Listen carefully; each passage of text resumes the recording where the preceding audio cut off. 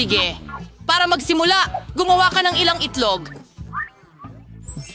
Madali. Oh, tingnan mo! Kaya kong palakihin ang mga bagay. Kaya kong magluto ng pritong itlog.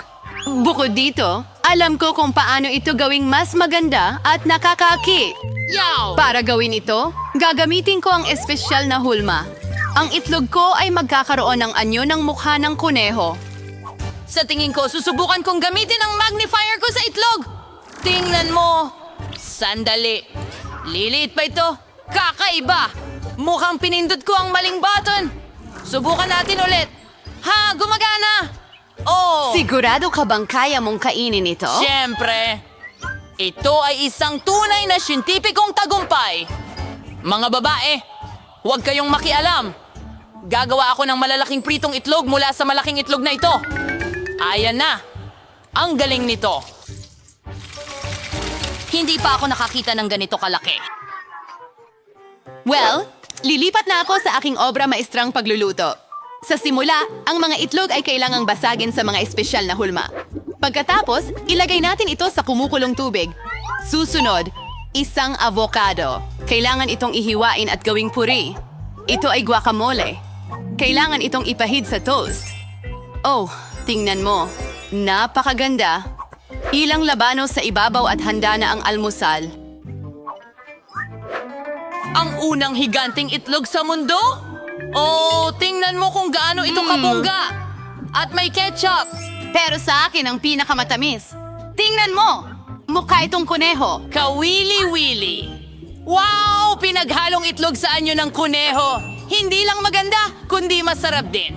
Jane, mahusay ang ginagawa mo at ano ang meron kay Emma para sa akin? Mukhang kakaiba ang kanyang sandwich. At punong-puno ito ng berdeng gisantes. Ah, ito ay isang abokado. Ayoko nito. Professor John, ikaw na lang ang pag-asa ko. Sobrang simple Bingo! siguro. Pero nakagawa ako ng siyentipikong tuklas.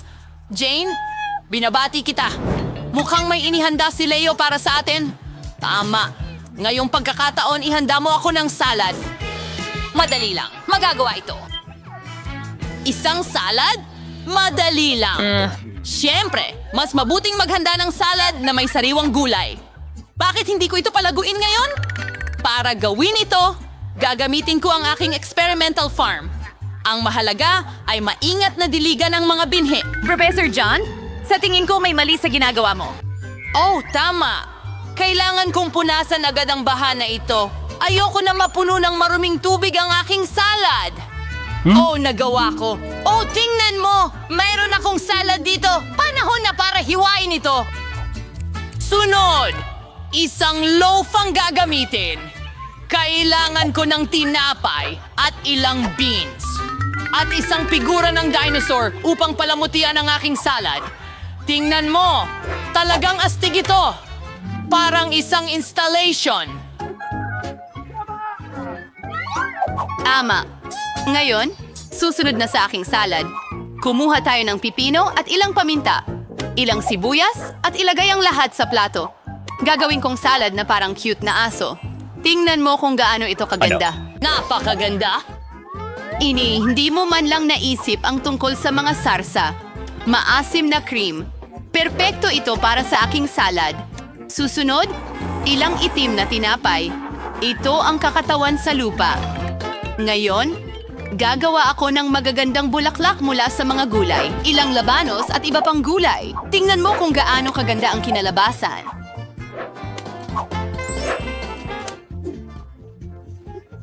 Ano? Simulan natin sa'yo, Professor! Napakasarap ng dinosaur. Gawa ito Ang sa galing! tsokolate. Subukan natin ang iba pa. Ew, beans? Walang may gusto niyan. Nakakadirire. Oh! Ginagawa ko! Oh, wala kang naiintindihan. Jane, ang cute ng aso mo at hindi naman masama ang salad. Sinubukan ko? Ngayon, panahon na para sa isang obra maestra sa pagluluto mula kay Emma. Mayroon siyang isang buong hardin na salad ng gulay. Tingnan natin. Oh, ang itim na tinapay ay hindi mukhang lupa, kaya hindi, si Jane ang panalo. Noong bata pa ako, gustong-gusto kong magdura sa upuan. Anahon na para uminom ng kape. Magagawa ito. Tama, may naisip ako. Para gumawa ng kape, gagamitin ko ang isang makina na mabilis kong binuo. Sige. Ito ay para sa paggawa ng iba't ibang halo. hindi. Hoy, huwag mo itong hawakan ng mga kamay mo. Mahalaga na maging tumpak hanggat maaari.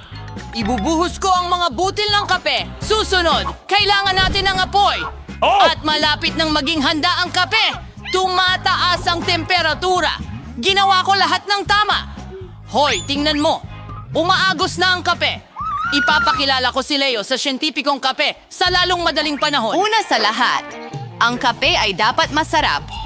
Gumamit tayo ng ilang niyog, mas eksakto, ilang gatas ng niyog at ilang piraso ng niyog. Ilalagay ko sila sa blender at natural na gatas ng niyog ay handa na. Ngayon, gagamit ng puting tsokolate. Kailangan itong ilagay sa gatas at tunawin doon. Astig!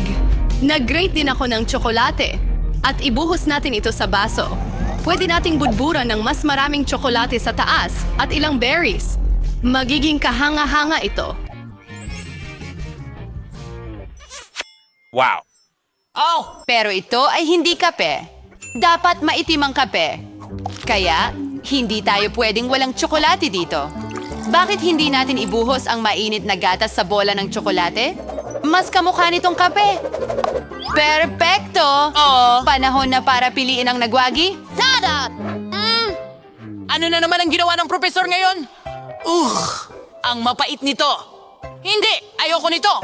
Mukhang ang pagluluto ay hindi para sa akin. At ano ang niluto ni Emma? Hindi masama.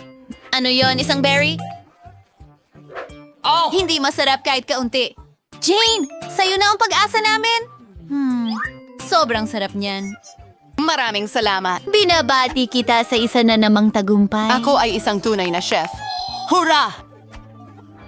Diyos ko po. Hindi ka pwedeng magdala ng matatamis. Oh, ano ang gagawin ko? Kailangan nating makahanap ng paraan. Pwede ba? Makakapasa kaya ako? Siyempre! May appointment ako. Siyempre! Tuloy ka! Walang problema. Oh, sa tingin ko may naisip na ako. Kukunin ko at ilalagay lahat ng mga candy na ito sa isang backpack. Maglagay ng peluka. Ayun, tapos na. Maganda na akong blonde ngayon. Itago ang aking backpack. Ngayon, may tiyan na rin ako. Ayusin ko ang aking mga labi. Sige, papasukin ng pasyente.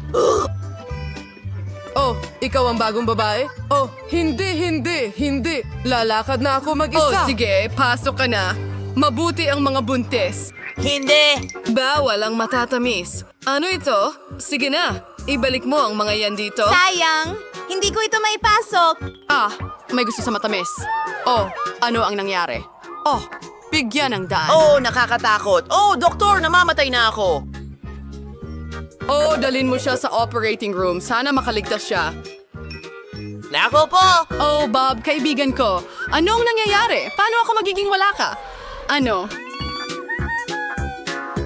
Oh! Opa! At naloko kita! Iyan ang nangyari. Dinalhan kita ng maraming candy sa ospital. Tingnan mo, kakain tayong lahat. May mga marshmallow dito at M&M's. Oh, at ano naman ang sa akin? Gusto ko lang ng buto. Ngayon, dadaling ko ang mga candy suot ang uniforme ng nurse. Kaya, nandito ka pa ba? Ako ang nurse. At tapos na ang shift mo. Maaari ka nang umuwi. Okay. Hindi ko naalala ang ganyan. O sige. Ha! At narito ang mga candy. At wala ni isa. Galing! Narito ang kahon. Walang anuman. Wow! At tanggalin lahat ito. Ano? Ako ito, si Bob. Tignan mo. Hello? Anong sorpresa? Salamat! Kakain na tayo ngayon? Ano? Bigyan mo ako ng kaunti. Kamusta? Siyempre, simulan na natin. Hindi. Ano? Oo. Nasa problema tayo? Sinabi ko na, walang mga candy sa ospital. Lagot ka sa akin. Isauli mo yan.